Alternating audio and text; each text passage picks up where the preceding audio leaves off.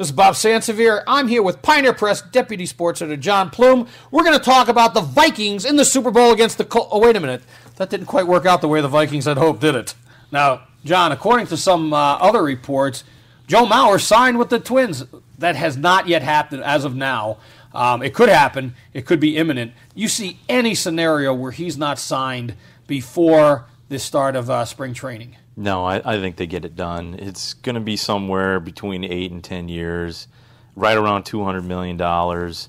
There's no way Joe Mauer ever plays for anybody else other than the Twins his entire baseball career. And you can't afford not to have him signed going into a new stadium. It just doesn't make sense. They have to find the money and find a way. And frankly, $20 million for him is kind of that is the hometown discount. If they can get him at $20 million. It sounds like an absurd amount, but with the money that's being thrown around to other players, he could get significantly more on the open market. Oh, there's no doubt the Yankees and the Red Sox, if he wanted to wait until free agency next year, he could probably get $30 million plus all the endorsement money.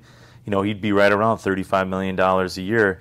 You know, once you get to $20 million, how much more do you need? You know, they could give him a slice of Target Field if that's what it took at some point. It was kind of funny what, Gardy said over the weekend. They're just trying to decide if he gets St. Paul or he gets Minneapolis. Which one do you want to give him with that? Which one would you take? Oh, I'd take St. Paul. Oh, yeah, sure you would. Now, Rick, could be a somewhat similar situation. Well, in terms of money, how much money did Favre make this year? Was he 13?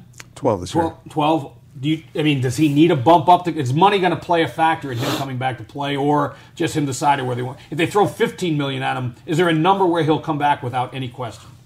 Well, I think he certainly has all the leverage in the world coming off the best season of his career statistically. I mean, and I don't see why the Wilfs wouldn't, give him a bump if that's really what he wanted. But, I think at this point, it's not about that. It's just whether he thinks that he can get the Vikings to the Super Bowl next year. And by all indications, he's strongly leaning towards retirement. Well, you know what? I think there could be more interceptions, but statistically, he could have a better year. He now knows what he's got. He didn't know earlier in the year that he had Rice and that he had, Percy Harvin. And Bernard Berrien spent most of the year with an injury and started to come on a little bit toward the end of the year. I just think that he would have the opportunity to put up incredible passing numbers, and maybe the interceptions would go up. Anyway, Rick, John, we'll be talking again, I'm sure, about football and baseball and Mauer and Favre. There's plenty to talk about with these teams and these fellas. One thing we won't be talking about too much, probably your Timberwolves.